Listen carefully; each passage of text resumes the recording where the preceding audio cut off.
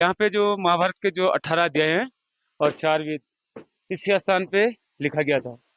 तो जो श्री वेद व्यास जी है यहाँ पे वेदों को रचने के लिए विष्णु भगवान का 17 अवतार वेद व्यास जी का हुआ, जो आज भी अजर अमर है वेद व्यास जी। तो यहाँ पे श्री वेद व्यास जी को महाभारत की रचना लिखनी थी, जिसके लिए उनको एक लेखक की आवश्यकता थी।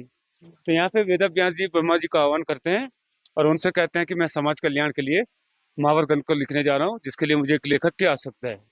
तब यहाँ पे ब्रह्मा जी कहते हैं कि आप गणेश जी का आह्वान करो, उनके बराबर तेज लिखने वाला इस सृष्टि में दूसरा कोई नहीं है।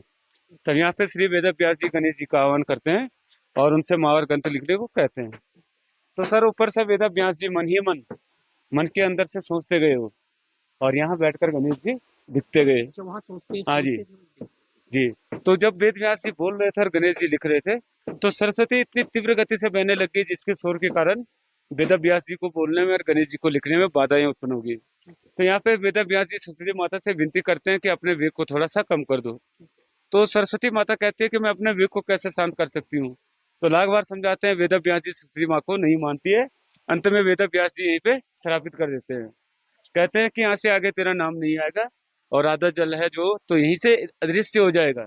जो आधा जल अदृश्य होकर पाताल से होकर अंडरग्राउंड निकलता है आपका सीधा प्रयागराज इलाहाबाद में, जहाँ गंगा यमुना सरस्वती का त्रिवेणी संगम है।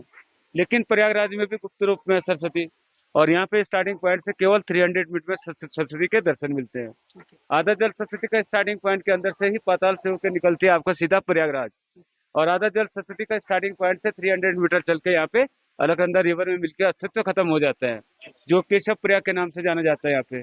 तो आज से 5330 वर्ष पहले यहाँ पे महाभारत की रचना लिखी गई थी। तो सर जो श्री वेद व्यास जी है यहाँ पे पराशर ऋषि के पुत्र हैं वो, और सत्यवती उनकी माता का नाम था, और वेद व्यास जी का एक ही पुत्र था सुखदेव जी। तो सुखदेव जी ने ही 10 वर्ष की आयु में राजा परीक्षित को सबसे पहले श्रीमद् भागवत का ज्ञान दिया था। ये राजा परीक्षित अभिमन्यु के पुत्र थे, और वेद को 4 भाग में विभाजित किया यहाँ पे श्री वेद व्यास जी ने, जो कि साम वेद है, ऋग्वेद है, यजुर्वेद है, अथर्ववेद।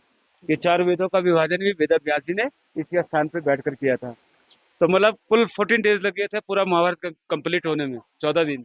तो गणेश जी 4 हाथ से लिखने वाले थे, तो 14 दिन तक नॉन स्टॉप लिखते गए। तो लिखते लिखते उनका जो बॉडी है इतना गर्म हो जाता है, हीट हो जाता है, कि वेद व्यास जी अपने हाथ से मिट्टी का लेप करते हैं गणेश जी के बॉडी पे। तो आज भी जो आप लोग गणेश जी की मिट्टी की मूर्ति विसर्जन करते हैं, तो इसी कारणवश होती है।